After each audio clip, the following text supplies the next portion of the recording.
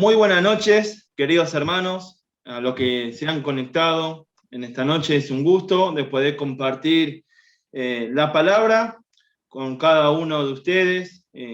Vamos a compartir un mensaje donde ha surgido esta pregunta: ¿por qué voy a la iglesia?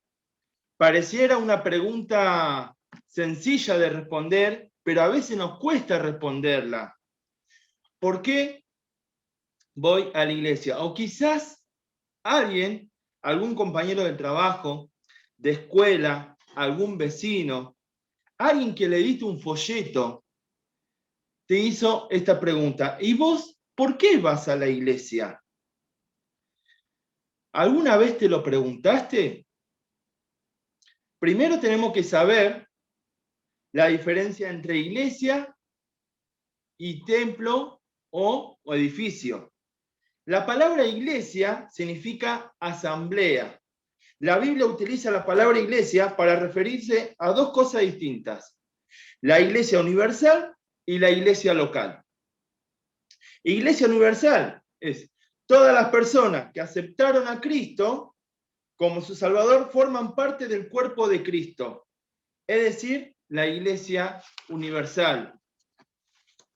Y la iglesia local o templo, ¿sí?, es el lugar donde se reúnen las personas que están de acuerdo en cuanto a lo que creen, con el propósito de ¿qué? De adorar y de servir a Dios.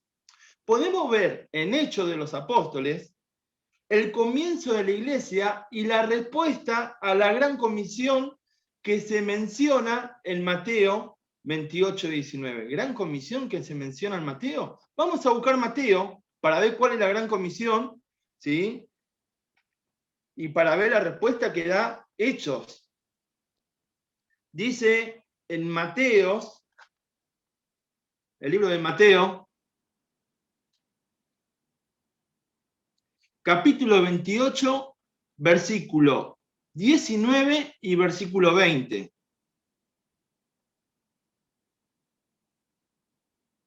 Dice así: por tanto, id y haced discípulos a todas las naciones, bautizándolo en el nombre del Padre y del Hijo y del Espíritu Santo, enseñándoles que guarden todas las cosas que os he mandado. He aquí, yo estoy con vosotros todos los días hasta el fin del mundo. Esta es la gran comisión, ¿sí? Ir y hacer discípulos a todas las naciones, bautizándolo, ¿sí?, en el nombre del Padre, del Hijo y del Espíritu Santo. Bien, ahora en Hechos capítulo 2, buscá en tu Biblia Hechos capítulo 2. Habíamos dicho que Hechos nos relata el comienzo de la iglesia. Y para no leer todo el capítulo entero, vamos a dar, ¿sí?, el contexto de lo que viene hablando del versículo 1. Dice que los apóstoles estaban esperando la venida del Espíritu Santo. Y cuando llegó, se le dio distinta lengua para que pudieran anunciar el Evangelio a todos lados. Y las personas estaban maravilladas y atónitos, sorprendidas, porque hablaban, ¿sí?, el idioma de ellos, y era raro que los galileos empiecen a hablar otra lengua. Pedro empieza a dar el mensaje, empieza a explicar que no estaban ebrios como la gente pensaba. Empieza a anunciar el Evangelio y se convierte. ¿Saben cuántas personas se convierten? 3.000 personas. Y esas personas se fueron sumando al cuerpo de Cristo. Y ellos, ¿saben cómo estaban? Se fueron sumando y estaban como. Vamos, ahora sí. Hechos, capítulo 2, versículo 42 al 47.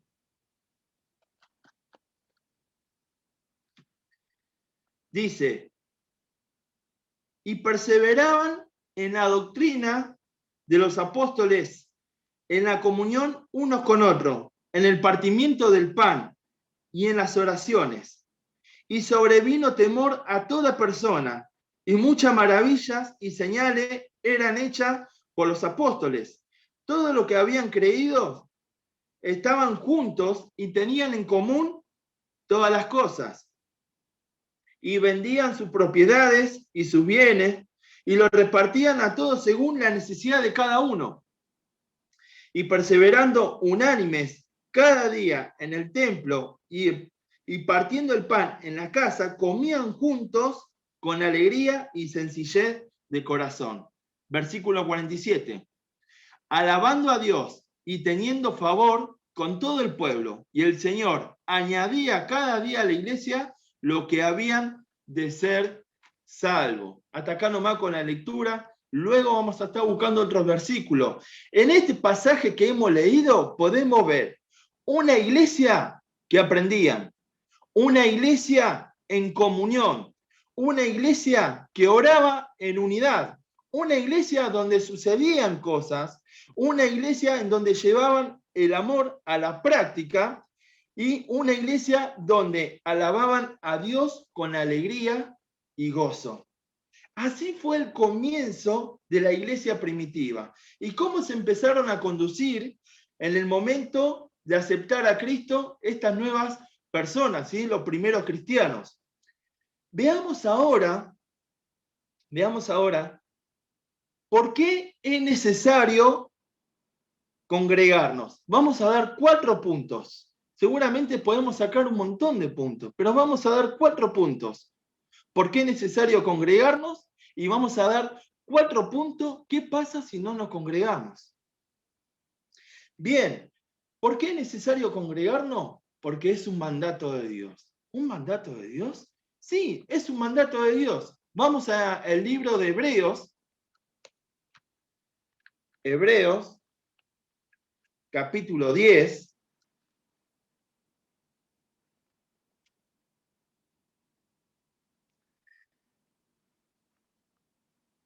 Versículo 25. Seguramente muy conocido este pasaje. Dice así: no dejando de congregarnos como alguno tiene por costumbres, sino exhortándonos, y tanto más cuanto veis que aquel día se acerca. No dejando de congregarnos. En este pasaje podemos ver que los creyentes que habían adoptado el hábito de dejar de congregarse, ¿sí? ¿Por qué? Porque eran perseguidos por causa del evangelio. Y empezaron a tener miedo y ninguno quería terminar sin vida, ¿sí? Ninguno quería terminar muerto. Por este motivo, reciben un llamado de atención de parte de Dios. Pero este problema que sucedía, ¿sí? No era exclusivamente de los hebreos, sino un patrón repetitivo en la iglesia del Señor en todos los tiempos.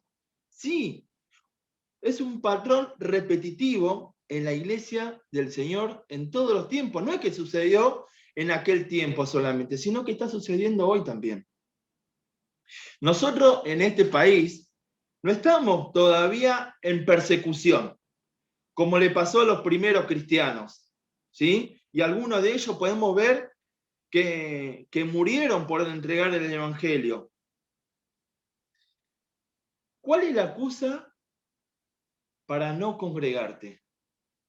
¿Cuál es la excusa para no congregarte? Estoy cansado, se me complicó, tengo un cumpleaños, tengo que jugar al fútbol todos los domingos. Y muchas cosas más podemos mencionar. Mientras no exista un compromiso, siempre habrá una excusa. Entonces, no podemos obviar este llamado de atención para cada uno de nosotros, porque es un mandato de Dios el no dejar de congregarnos. Es necesario congregarnos, segundo punto, para crecer espiritualmente. Efesios, capítulo 4.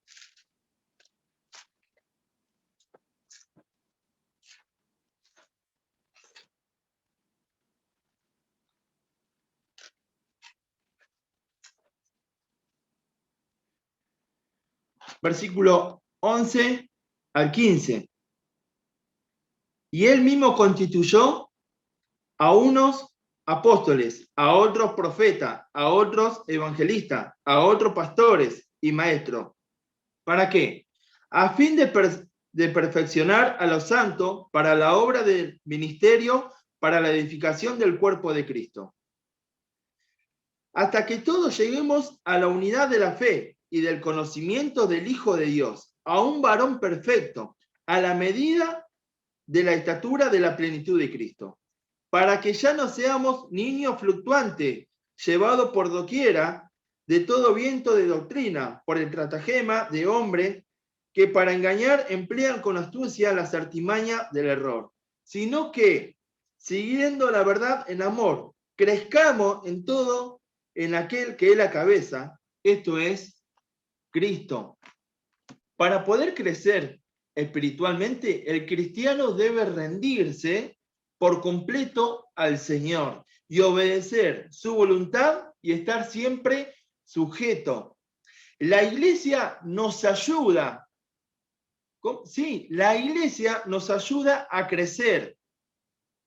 ¿Por qué? Porque es un cuerpo, la iglesia es un cuerpo y la cabeza del cuerpo, ¿quién es? Cristo, lo acabamos de leer recién. Es una enseñanza mutua que debemos tener en comunión y poder crecer espiritualmente.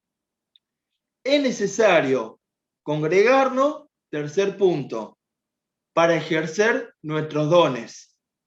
¿Sí? Habíamos dicho que era para crecer espiritualmente y también para ejercer nuestros dones. Efesios, el mismo capítulo 4, pero el versículo 7 y 8, unos versículos más arriba.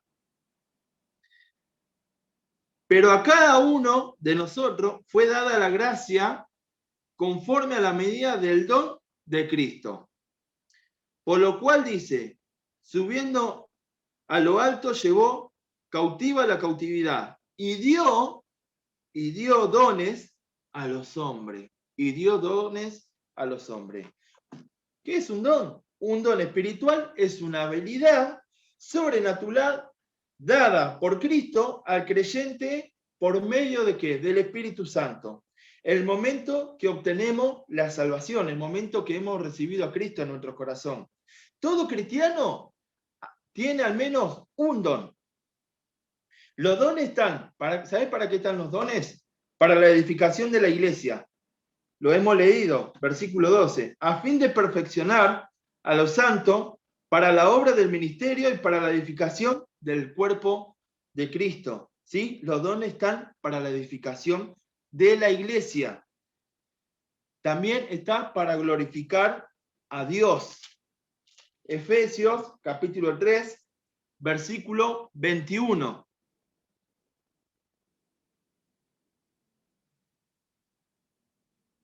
Dice, a él sea la gloria en la iglesia en Cristo.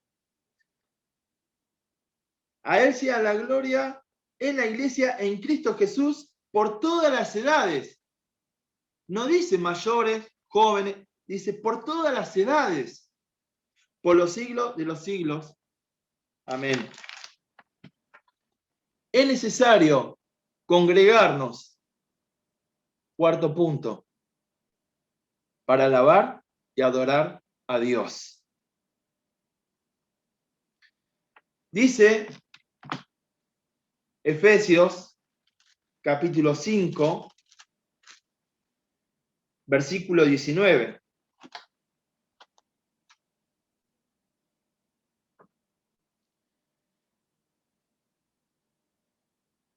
Dice, hablando entre vosotros con salmos, con himnos y cánticos espirituales, cantando y alabando al Señor en vuestros corazones. Hebreos, busquemos Hebreos capítulo 2, versículo 12.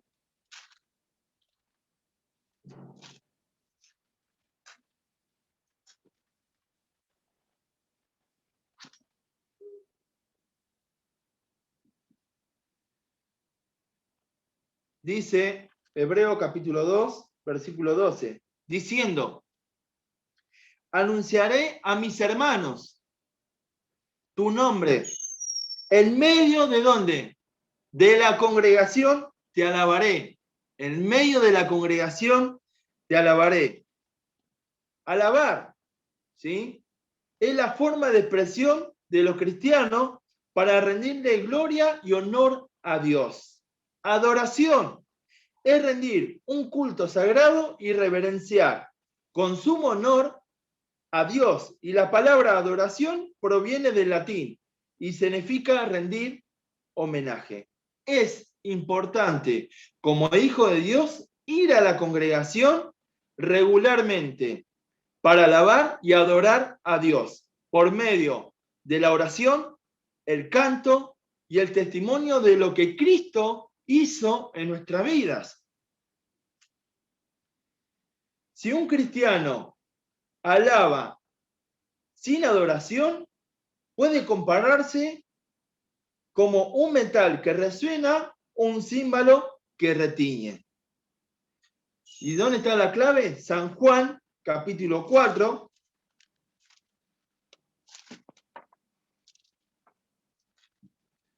San Juan, capítulo 4.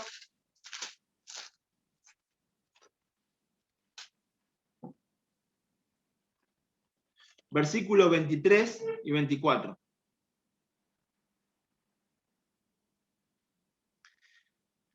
Dice así: mas la hora viene y ahora es, cuando los verdaderos adoradores adoran al Padre, ¿en qué? En espíritu y en verdad. Porque también el Padre tales adoradores busca que le adoren. Dios es espíritu, y lo que le adoran en espíritu y en verdad es necesario que adoren. ¿Sí? Entonces, ¿cómo tenemos que adorar? En espíritu y en verdad. El congregarme no implica necesariamente que estoy bien espiritualmente. Pero no congregarme habla de que algo no anda bien en mi vida. ¿Cómo? Sí. El congregarme, ir a la iglesia, no implica necesariamente que estoy bien espiritualmente. Pero no congregarme, ¿sí? Habla de que algo no anda bien en mi vida.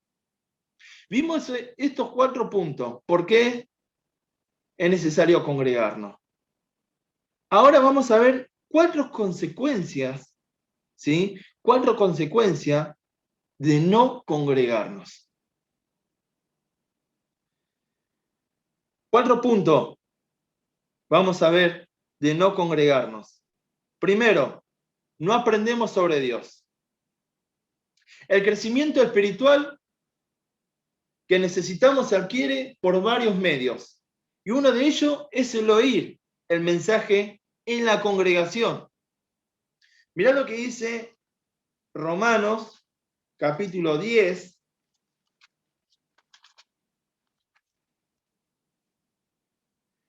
Versículo 17.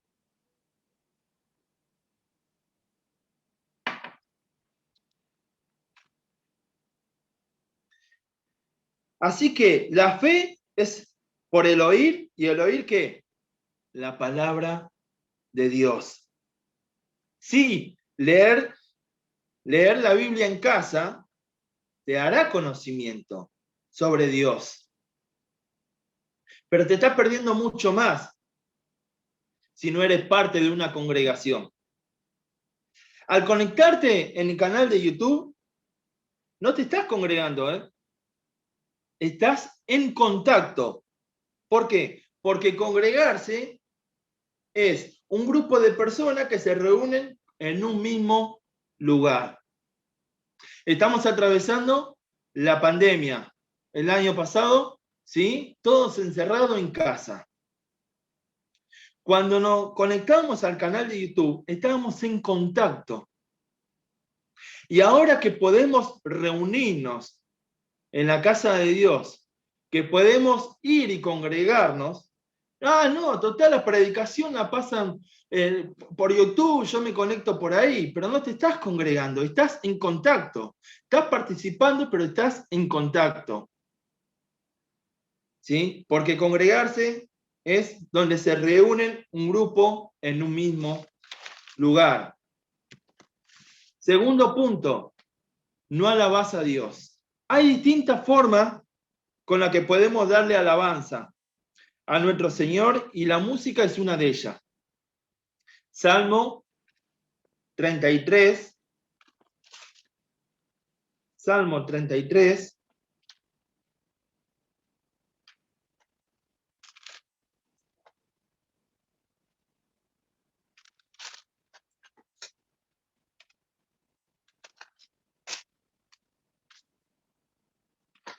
Versículo 1 dice: Alegraos, oh justos, en Jehová. En los íntegros es hermosa la alabanza. Si bien podemos cantar en cualquier momento, en donde estemos, pero no hay nada como alabar a Dios con otras personas que comparten la misma fe que vos.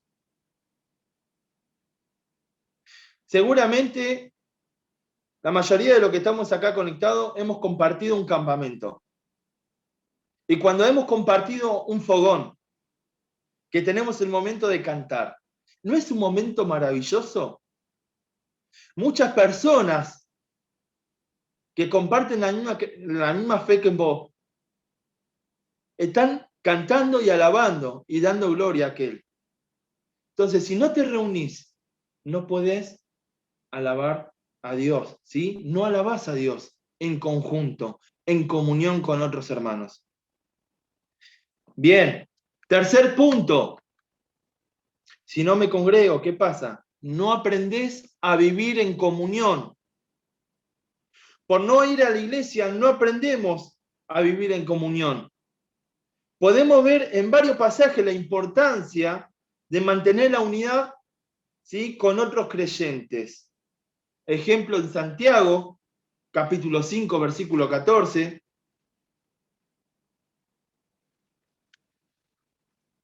Busquemos Santiago, capítulo 5, versículo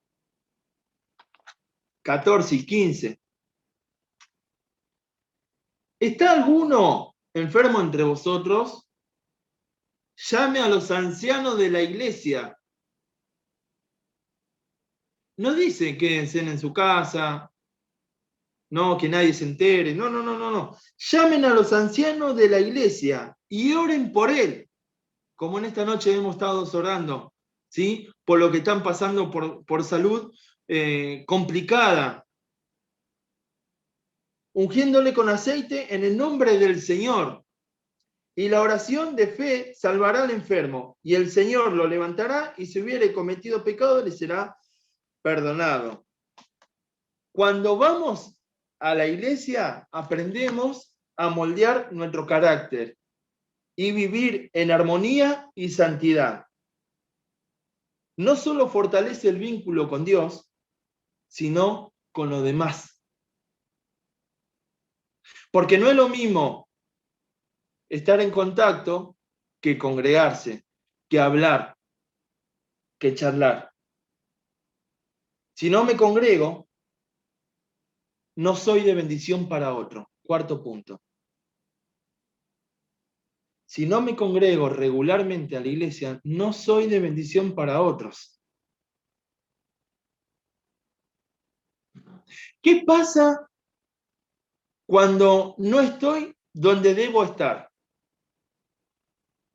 Por ejemplo, podemos ver el hijo pródigo. En Lucas capítulo 15 está esa historia. No estuvo con el padre en sujeción a él. ¿Cómo no estuvo con el padre en sujeción a él? Claro, ¿sabés por qué? Vamos a dar un pequeño detalle, lo que fue la historia del hijo pródigo. Va al padre y le pide lo que le corresponde de la herencia. Ya haciendo eso, ya el padre lo está matando, porque uno cuando hereda una herencia es cuando un familiar parte y le corresponde al familiar que quedó. Haciendo eso ya como que lo estaba matando al padre. ¿Y qué hizo? Gastó su dinero. Tenía un montón de amigos cuando tenía plata. Un montón de personas se le acercaron. Y cuando se le acabó el dinero, se fueron todos. Entonces, de vez de estar en sujeción al padre, ¿sí? No lo estaba. Entonces, ¿qué hizo? Perdió tiempo y dinero. Entonces, cuando él tenía que estar donde tenía que estar, no estuvo, perdió tiempo y dinero. Cuando nosotros no estamos donde tenemos que estar, ¿sí? Perdemos tiempo. Otro ejemplo, David, en un momento, ¿sí? El rey David no estuvo con el ejército, sino que se quedó en su casa. Y los reyes, ¿sí? En aquel momento, los reyes salían al frente de la batalla. No es que acompañaban, ¿sí? Al ejército, sino que estaban frente de la batalla. Pero David no fue.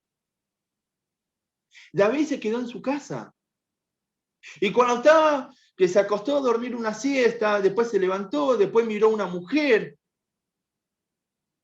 vio que se estaba bañando y esa mujer la codició. Y cuando empezó a bajar la escalera, estaba maquinando su cabeza. Estaba maquinando su cabeza, ¿sí? ¿Y qué hizo? Perdió la santidad. No estuvo donde tenía que estar, que era en la batalla con el ejército. Que era el rey que tenía que estar al frente de la batalla. No estuvo donde tenía que estar. Otro ejemplo. Tomás no estuvo reunido. Tomás, uno de los seguidores de Cristo, no creía, tenía que ver para creer. Cuando le fueron a decir que Jesús había resucitado. No, si yo no veo con mis propios ojos, ¿sí? Yo no voy a creer. ¿Qué le pasó a Tomás? Estuvo en los milagros de Jesús. Y podemos ver en los evangelios todos los milagros que Jesús pudo haber realizado. Y aún así, Tomás dudaba, porque tenía que ver para creer. Entonces, ¿qué le pasó a Tomás? Perdió la fe.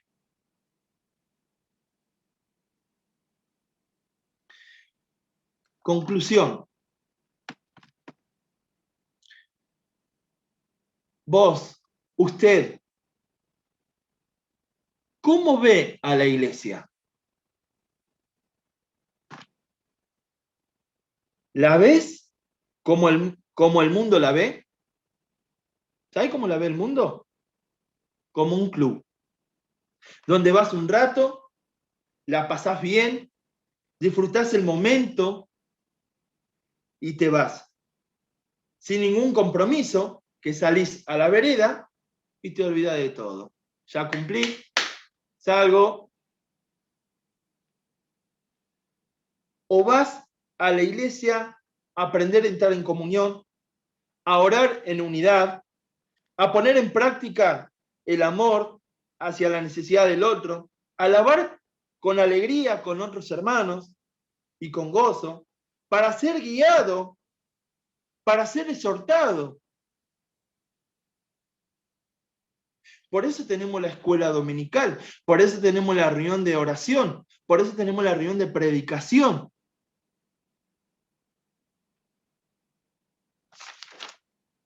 Ya vimos los puntos por qué hay que congregarse. ¿Te acordás cuál eran? Vamos a dar un pequeño repaso. Porque es un mandato de Dios. Porque hay que crecer espiritualmente. Porque hay que ejercer nuestros dones. Y porque hay que alabar y adorar a Dios. ¿Y qué pasa si no nos congregamos? Habíamos dado 4 puntos. No aprendemos, no alabamos a Dios, no aprendés a vivir en comunión y no eres de bendición para otro. Y vimos algunos ejemplos de las personas que están en la Biblia, que no estaban donde tenían que estar. Ahora, queda en vos en responder esta pregunta y reflexionar en tu vida. Porque ya los puntos los hemos dado. ¿Por qué voy a la iglesia? Que Dios nos ayude, hermano, a poder guiarnos en este mensaje. Y que Dios bendiga su palabra a cada uno en esta noche los que están conectados. Y que podamos respondernos a nosotros mismos y reflexionar por qué voy a la iglesia. Que Dios bendiga su palabra y que Dios te bendiga a ti. Amén.